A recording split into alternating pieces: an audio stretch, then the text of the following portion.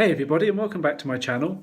For this video I wanted to do my March favourites video for this year. It's something I've been trying to do every month on a regular basis, so I just want to tell you about the things that I've been doing and enjoying during the month of March, some of which I've written blog posts about, some of which I've taken photos of and things. So yeah, I just want to tell you about some of that. Before I do, I just also want to mention an event I'm going to in April that you might also be interested in. I've not been paid to mention this, but I am a social media ambassador for them, so we're kind of promoting each other. They promote me, I promote them, which is fair enough. And also in general, it just intrigues me anyway, to be honest, because I've never heard of this event before, but it does look really, really interesting. I've looked at the show guide for it and it looks really exciting and innovative. So the show is called Naidex. Naidex, and it's a free event looking at all sorts of things to do with disability and independent living and things like that. To quote them, they say, Naidex is Europe's most exciting event dedicated to the disability, independent living and healthcare professional sectors, taking place at the NEC Birmingham on the 25th and 26th of April. This esteemed event provides cutting-edge exhibitors, world-class CPD accredited seminars, live demos, one-to-one advice and unparalleled networking opportunities over 2 unforgettable days, and it's absolutely free to attend. Register for your free ticket at naidex.co.uk. So there you are. It does look genuinely very, very interesting and exciting, so I'm looking forward to going there on both days. If you're a fellow blogger and you're also going, by all means let me know. But yeah, I just wanted to give that a quick mention. I think it's going to be really interesting. So let's get on to my March favourites. So let's start by the stuff I've been doing when I've been going out and about. The big thing for me this month is that I gave a speech at a primary school, which is something I've never ever done before. I've never spoken for children before. I spoke for adults at the Naidex Network's Open Day last year, but I've never spoken for children before. So this has been in the planning for a little while. We've just been trying to schedule it in, trying to find the right time to do it. It finally happened this month. I was really nervous, really apprehensive, not sure how they'd react or if they'd find it boring or whatever, but they loved it. The children were amazing. They asked some really lovely, thoughtful questions at the end, and they really understood what I was talking about, and I think they've got a much better appreciation for what it's like for disabled people since I've been there. So yeah, I'm really pleased I did that, and I've posted a copy of what I said in the speech as a blog post and a video called Growing Up with Sight Loss, so I'll link them in the description and put a card up here in the corner. So you can go and watch that and have a look at it. So that was really good. That was a big achievement for me this month. I also spent a few days with some friends who were visiting London for a few days. One of them was celebrating their 30th birthday, so they wanted to come over and pack as much in as they could, which they did. We ate plenty of food, of course. The first day they arrived, I took them to the Doggett's Coat and Badge pub, which is on the opposite end of Blackfriars Bridge from the Blackfriars tube station. It got us a 25% off voucher for our food in there, which you get by signing up on their website to become a friend of Nicholson's, which is the pub chain. And yeah, when you sign up for them, your next meal is 25% off with the voucher they give you. You have to use it within 28 days. So yeah, that can be used for up to 6 people, and it saved us over 30 quid. So it was a really, really good value. And the food is really nice as well. It's really, really good. And another place we ate was TGI Fridays in Leicester Square, because we were in Leicester Square for another reason I'll come on to in a second. That was really nice as well. We really enjoyed our food there. And we went to McDonald's too. Okay, that may not be the height of cuisine, but it's still nice. The thing that was new for me, because I don't eat in McDonald's that often, was using the touch screens to order the food, which were actually quite nice big screens, so I was able to kind of figure it out. It's not the easiest thing in the world, but I was able to figure it out and order my meal. And I think the most amazing thing for me was how long the receipt was. Like, they seem to use a hell of a lot of paper just to tell you what number your order is. It does seem a bit of a waste, really, when you consider how many people must be passing through the store all the time. So yeah, I don't know why they need to have receipts that long. And apart from the food, we also did lots of other things as well, of course. We did a lot of walking. On the first day they were there, we had a long walk along the Thames, on the South Bank, from their hotel near the London Eye, all the way down to Doggett's Coat and Badge. We had our food, and then we carried on walking down to Tower Bridge, crossed over and came back again, and we then walked to Leicester Square from their hotel. On the first night they were there, we went to the cinema to see Black Panther, which is good, it's okay. It's not one of the best films in the world, but it's got good special effects and it's got good action sequences and stuff, so it's good fun.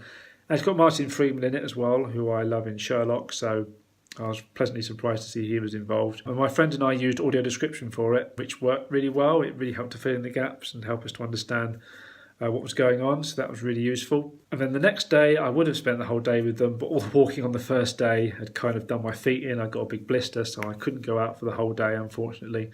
I've been wearing a pair of new shoes, and I hadn't realised I'd be walking like 15 miles on that first day. So, yeah, kind of overdid it a bit, but never mind. I was able to thankfully put a plaster over it and managed to hobble in to go out with them the next evening, though, because we went to the Comedy Store, which is the first time I've been to a comedy club in London, amazingly, since I've been here. And we went there to see the Comedy Store Players, which are a well-established improvisation group. They've been going for a long time. Paul Merton from Have I Got News For You often does shows with them. Not on that particular night. I think he was on the Sunday. We went on a Wednesday night. The big names for me there were Josie Lawrence and Stephen Frost, who I've seen on shows like Whose Line Is It Anyway in the past. They were really good, as was everyone there. It was a really, really fun show. Lots of very different suggestions from the audience, resulting in lots of very cleverly improvised scenes. So yeah, they're really, really good. I really recommend them. And I reckon some people must go there regularly because obviously being improvised, it's different every single show. So it's always fresh, it's always different, it's always fun. So I'll definitely go back to one of those. It's really, really good. I've written all about everything we've been getting up to in a blog post about those few days. So I've done an in-depth review of that show and everything else we got up to. So yeah, it was a good few days with my mates. I think it was really good fun. They also went on the Orbit slide in the Olympic Park and on HMS Belfast and to the Imperial War Museum, which I would have done if I hadn't done my feet in, but hey-ho. And then the following week, I went to another comedy show. You know, I haven't been to a comedy show for the whole of my first year in London. And then within the space of a week this year, I go to two. And this was another really good one. This was at the Backyard Comedy Club in Bethnal Green, just down the road from Bethnal Green Tube Station. And I went there with a friend of mine called James from the Anarija Network. He had a spare ticket going, so he very kindly invited me.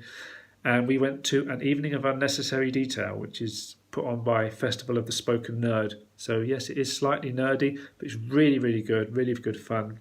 It's quite a long show. There's actually 2 intervals in it because it's split into 3 parts.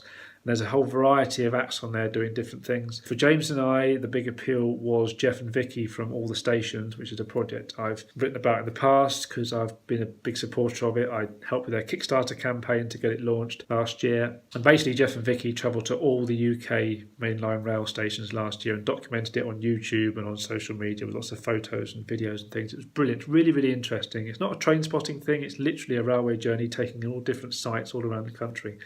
Really, really good if you've not checked out all the stations yet. So they did a piece there, and in keeping with the nerdy nature of the night, they talked about station names and the different kind of letters in station names, you know, how many 3-letter station names there were and 4-letter ones, and what was the longest station name, not necessarily that long Welsh name you think it might be, and various other things like that. But all the acts there were great as well. It was hosted by Matt Parker from Stand Up Maths, which is a YouTube channel I highly recommend checking out because he's really good. He's a former maths teacher who does comedy around the subject of maths and does public speaking to promote maths as well. So it's really, really good. It's not as boring as it might sound. He is very, very good, very, very funny. So definitely worth checking him out. And then the other acts I've written about on my blog as well. So I'll link the post down below rather than going through it all here. But it was a very, very good show. It was really good fun. A nice variety of guests. I think that's really what made it work. So yeah, we really enjoyed that. That was very, very good. And then I got to go to the theatre again this month as well. I've been like once every month so far this year, so I'm hoping I can kind of keep that pattern going. And this was a show I've been wanting to see for a while now. This was Wicked I went to see, and it is amazing. It's well worth the wait. Obviously, a load of people were raving about it. It's had loads of hype over the years, had loads of awards, and it's well worth it. It was really, really good. I'm glad I went to see that. I got a touch tour and audio description as well. There's quite a lot of people there for the touch tour actually. It was really, really good because we got to see a lot of the costumes and the set and things and the props and stuff. And there were quite a few of the actors there to talk to us as well, which was really, really great. It was fascinating to chat to them. They were really nice. And the show itself is just incredible. If you've seen Wicked, you know how great it is. So yeah, if you've been thinking about seeing it, go. Honestly, it's amazing. The music is brilliant. The acting is wonderful, the scenery and choreography, everything about it is just amazing. So yeah, I really, really enjoyed Wicked. I'm glad I got to see that. And then the other social thing I did during the month was watching the Vitality Big Half Marathon, which is the first time they've had this event in London, amazingly. There was a lady there, Joanna Lally, running for East London Vision, and it was them that I went to the half marathon with. And we were also there to support Jessica Biel, who was running for South East London Vision. Both ladies completed the race and raised lots of money for their respective charities. So congratulations to them. They were amazing. We met them after the race and I've posted a few videos from it. I've posted a video from where we were standing outside Bermondsey Tube Station. There's about half hour of footage of many of the athletes coming past us. There was a lot of people taking part and a big crowd cheering everyone on. We did get a quick glimpse of Mo Farah as he sped past us at the beginning, and then there's a couple of other videos, one of interviews we did with Jessica and Joanna after they'd finished, and there was also a festival going on as well in Greenwich Park where the finish line was. So there's a bit of footage from that as well. And East London Vision have also got a video on their channel from it too.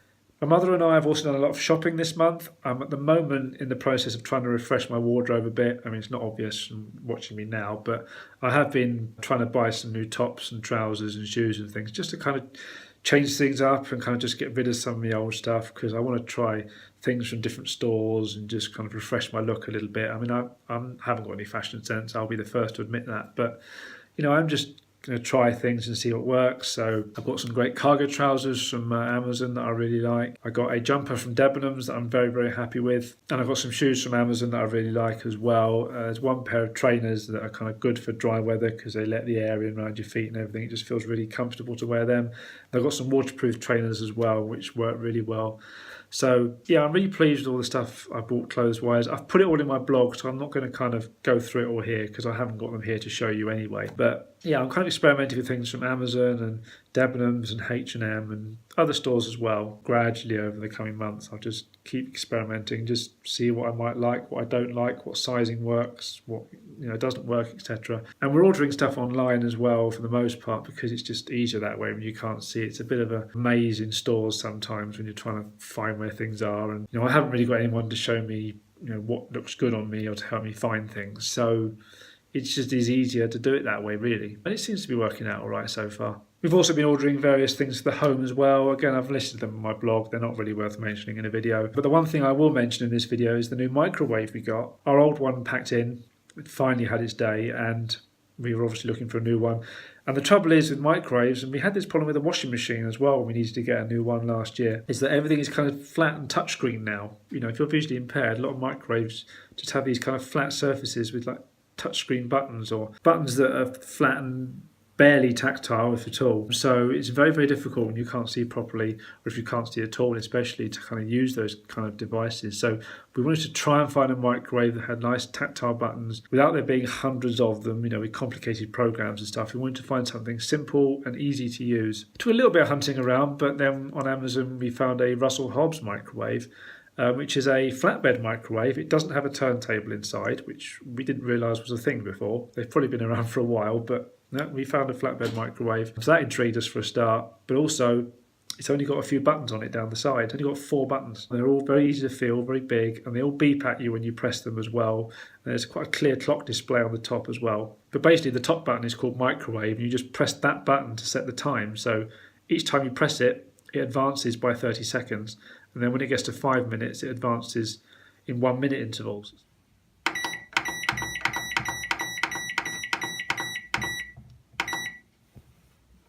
That was 12, 13, 12.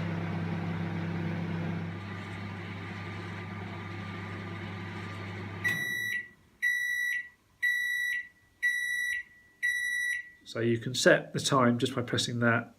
When you get used to the fact that it's doing 30 seconds and then minutes, you can just set the time just by listening to the beeps. So that's nice and easy. Then the start button's at the very bottom, and in between you've got a defrost button and the stop button. So they're very easy, and there's a nice big handle on the door to open it as well. So yeah, it's just a nice, simple, easy to use microwave. You don't need complicated programs or functions. We just want to be able to stick a time in and cook things. It's only a 700 watt microwave, so it takes a little bit longer to cook than say an 800 watt and a 900 watt one that you can get, but it's only like 30 seconds longer than an 800 watt, so it's no big deal. So yeah, it's just nice and easy to use. Yes, you can get talking microwaves as well. We did look at one on the website, but the voice isn't really very clear on it, to be honest. It's not a very nice voice to listen to, and it just seems a bit superfluous to requirements where we can just use beeps. If we can just order a standard microwave for a cheaper price that beeps at you nice and easily and you can feel nice and easily, then we don't need it to talk to us. So yeah, we got that one. It's really impressive. We really like it. It's worked very well for the meals I've cooked in it so far. So yeah, I just thought I'd recommend that because it's something that we discovered. We also treated ourselves to various things in Marks and Spencer's in Westfield and Stratford for Easter as well, and I hope you all had a lovely Easter. We did overindulge a little bit because, as is the way with M&S food, there's always so much stuff there, so much temptation. So we did get like a couple of Easter eggs, a couple of big Easter eggs. One is half dark chocolate and half milk chocolate, and in the middle there's a gold chocolate chicken in the middle, which is really fun. Tastes really nice as well. And then the other egg we got was just a standard Belgian chocolate egg, and it had some champagne truffles with it, which are really nice. And we also got some hot cross buns, of course. We've got some luxury ones, some chocolate and salted caramel ones, which are really nice. And we've got some apple ones as well, which you can't really taste the apple in to a great degree, but you can just about notice it. But I like the caramel ones and the luxury ones. They're really nice. We've got an Easter cheesecake, which is really big and chunky and really creamy, thick biscuit base with some eggs around the edge of it as well. It's taking us like 4 days to get through it. And then we've got a big Easter chocolate cake as well, so we'll get onto that afterwards. Mum's got a Simnel cake as well, which is like a fruit cake with like marzipan on it. But we also got some stuff for dinners as well. We love chicken in all its forms, so anything chicken related is fine by us. Southern fried chicken is a particular weakness of ours. We love that. We've had it from Tesco's and Sainsbury's in the past. And we've had Marks and Spencer's Southern Fried Chicken once or twice before as well. So we found it again on this occasion. So we got a pack of that, which was really, really nice, as we expected. And then we also got a whole roast chicken as well, which is always really nice. Whatever they coat the chicken in for that, it's really nice. It gives it a really nice flavour. So we really enjoyed that. And I got a couple of ready meals as well. I got roast pork in a cider and apple gravy with mash and vegetables, which was really, really nice. That was my favourite ready meal from there. So yeah, we did treat ourselves quite nicely at M&S, probably a bit too much than we needed to, but hey ho, it's Easter. We're not going to get another chance to indulge like this until next Christmas really, are we? Or our birthdays in between perhaps, but it's just really nice to treat ourselves for a 4-day weekend. So moving on to stuff I've been watching, film and TV stuff. I watched the 4th season of Sherlock, which I saw on the telly last year, but I wanted to watch it again because it is great. Sherlock is an amazing show. I hope they do a season 5. But the way they finished season 4 means that they can just leave it there if they want to, because they kind of closed off, all the loose ends really, and they put them kind of in a fresh position to kind of start again. So I hope they come back, but obviously it's difficult getting hold of the actors and stuff, so we'll see what happens. But series 4 is really good, and the extras on the Blu-ray are really good, and as it is Blu-ray, it looks amazing. In terms of films, I've watched a couple of films on Netflix, basically following on from last month where I watched the first Madagascar film as recommended by Emily from Fashionista. I thought, well, I may as well watch the other 2 as well and complete the trilogy. So I watched Madagascar 2, Escape to Africa, then Madagascar 3, Europe's Most Wanted. And they're good fun. I mean, I don't think they're as good as the Finding Nemo and Finding Dory films, but they are good fun films, a good way to kill a couple of hours. So yeah, I enjoyed those. And then Netflix have also had some stand-up comedy specials that have really interested me. So Ricky Gervais had his Humanity special finally come out, which I've heard about a lot for quite a while now. People who have gone to see it live have raved about it, and I've enjoyed Ricky Gervais's previous 4 stand-up shows that I've got on DVD, so I was really keen to see this. I know his humour doesn't appeal to everyone, and I also know that the media takes a lot of his jokes out of context as well, so people get offended without seeing the show. But I really liked it. I thought it was really good. He has some very good observational comedy, and it's just good fun, if you don't take it seriously. So yeah, I enjoyed that. And then James Acaster has a 4-part special on there that's just come out called Repertoire. And it's basically 4 separate shows, each is about 50 minutes long. And yeah, he's very good as well. I hadn't seen any of his kind of stand-up before. I think I only really knew him off Mock the Week before this. So it was really interesting to see it. You get over 3 hours of material here. I reckon you could get a 1.5 hour show out of it that's all the best bits, and it would work really well. But yeah, it was interesting to watch all 4 shows. I did enjoy them. And then I also tried a show by Catherine Ryan, which has been around for about a year or 2 now on Netflix, I think. But I thought I'd check it out because I've not really seen any of her stand-up before. I've seen her briefly on Live at the Apollo, and I've seen her on panel shows like, Mock the Week and Cats Does Countdown and stuff. But yeah, I'd never seen a full stand-up show from her before, so I decided to watch it, and I really, really enjoyed it. In fact, I would say I enjoyed it more than the Ricky Gervais show, to be honest. She's just really good, really down to earth. She interacts with the audience really well. She's got some interesting stories to tell about, her life and the people she knows. And she's really, really funny. It's really, really good. So yeah, Catherine Ryan's show I do recommend checking out if you've not seen it. And then on TV, I've also been watching the same TV shows that I usually watch. So Not Going Out, which has been back for a new season, is really, really good as usual. They had an episode in Escape Room, which really appealed to me because I did a couple of those last year. Big Bang Theory, of course, and Young Sheldon. Young Sheldon, is the spin-off from The Big Bang Theory, and it's good. I'm still sticking with it. It's not as good as the main show, I would say, but it's still like a fun little extra to have on the side, so I don't mind that. The Flash, the latest season of that, is still going strong. Now that's back from its Christmas break, so I'm really pleased about that. And then there's things like Dara O'Brien to Go 8-Bit and Family Guy and The Last Leg and Room 101, which I've been enjoying this month. And there's also been Ant and Dec's Saturday Night Takeaway, which hasn't had the easiest month, has it? Let's be fair. I'm not condoning what Ant did at all. He clearly shouldn't have driven that day when he had the accident, and he needs to face the consequences for it, basically, but from qualified professionals, not people on social media who just don't know all the facts. Clearly, Ant's got issues with mental health and addiction that he needs to sort out, and I hope he does, because obviously it's caused him to make a serious error of judgment on this occasion, and hopefully it's been the wake-up call he needs to really stay in rehab for as long as necessary. None of us know what he's going through. He's had lots of problems with addictions to prescription medication, and his marriage is broken down because of it, and there's all sorts of stuff going on. So we just don't know what he's going through. We don't know what's going on in his head, but obviously he's not in a good place. So I hope he gets through it. He's got to face justice for his actions, the appropriate justice, but he also needs help and treatment, however long that may take. He mustn't rush it, and I wish him all the best for it. And huge praise to Dec for presenting a show on his own as well. It must be really, really difficult for him to come back after that week they had off because of everything going on. And yeah, it was obviously very difficult for him presenting a show without his best friend there. He was clearly very nervous at the start and very relieved at the end when it was over, but he did a really professional job. It was really well handled. Ant's absence was dealt with just for a few little jokes, little bits of humour, but it wasn't dwelt on too heavily because everyone knows why he wasn't there anyway. So yeah, it was handled really well. Dec is a very capable solo presenter, so he should be okay in Ant's absence, but obviously it'd be nice to see the pair back together again. I don't watch the other stuff they do. I couldn't care less about I'm a Celebrity and Britain's Got Talent and stuff like that, but Saturday Night Takeaways always appealed to me in a strange way. It's not highbrow, it's not sophisticated or clever or anything like that. It's very, very silly, but it's good fun for a Saturday night. So I just hope they are able to get back to normal, but not at a rushed pace. Clearly Ant needs to take his time to deal with whatever he needs to deal with. And then in terms of audio entertainment to finish with, I finished the second Radio Boy book by Christian O'Connell, who is the breakfast show presenter on Absolute Radio. I wanted to finish both those books before Christian leaves Absolute Radio to go to Australia for his new job. They're both really good books. Yes, they are kids' books, but they're really good for adults as well. They're really well written, really good fun. There's a lot of good humour in there, and yeah, they're just great fun stories. So I do recommend them if you like something light-hearted and fun. And then I've also listened to the second Harry Potter book, Chamber of Secrets, as well, because as I've said before, after all the Harry Potter stuff I've been doing recently, including the studio tour and seeing The Cursed Child last year and doing a walk-in tour and stuff, I wanted to kind of get back into the books again, go through them again. So yeah, I've listened to the first two books now so far this year. I'm kind of alternating it with other books. That's why I did Radio Boy as well. Kind of just splitting up the other books, so I'm not just doing solid Harry Potter throughout the whole year. So the next book I want to do is the second book in the Lockwood & Co series, which is another series that Emily from Fashion Iceland recommended to me. I listened to the first book last year, really enjoyed it, so now I want to get back into that again. That's my next kind of goal. And then finally, just to mention a music album I bought as well. Rick Parfitt from Status Quo sadly passed away at Christmas last year.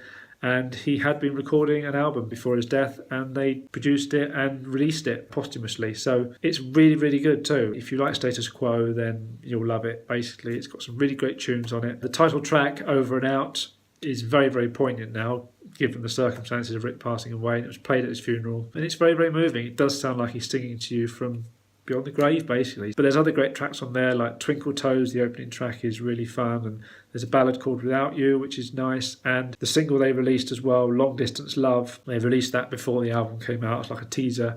That's a really, really good upbeat song. So yeah, if you like Status Quo, then buy Rick Parfitt's album. I'd say it's better than the solo album Francis Rossi did a while back. King of the Doghouse, his album was called.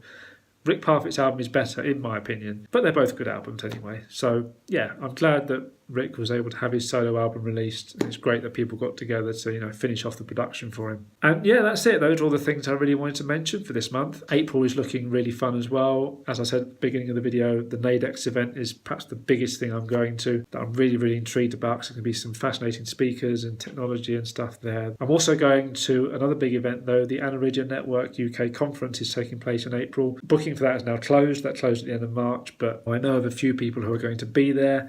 So I'm really looking forward to seeing them. And I'm also going to be helping with the social media on the day and recording the presentations and speakers that are taking place. So yeah, that's going to be really, really good. It's going to be a long day, but a fun one. There's also another theatre show I'm going to. I'm still seeing one theatre show a month this year. I'm still keeping that up, so that's good. I won't tell you what it is. I'll leave that as a surprise until it happens. And then I've also been invited to a very intriguing museum visit as well this month, which I need to get time off work for. So hopefully I'll be able to go to that, because the reason behind it is really intriguing to me, really fascinating. And, there's plenty of other space in my diary to fill up with things as well. So we'll see how April goes, and hopefully we'll have some nice spring weather at last creeping in, because we've not really had a lot lately. Winter seems to have been very stubborn in releasing its grip on the weather, but hopefully things will start to improve now. So yeah, thank you very much for watching. I hope you enjoyed it and found it interesting. If you liked it, hit the like button. If you want to leave me a comment with feedback, or if there's anything you want to recommend that I check out on Netflix or in London or whatever it may be, then let me know in the comments. And don't forget to subscribe to my channel so you can see the new videos that I release. And I will see you for another video very soon. Bye for now.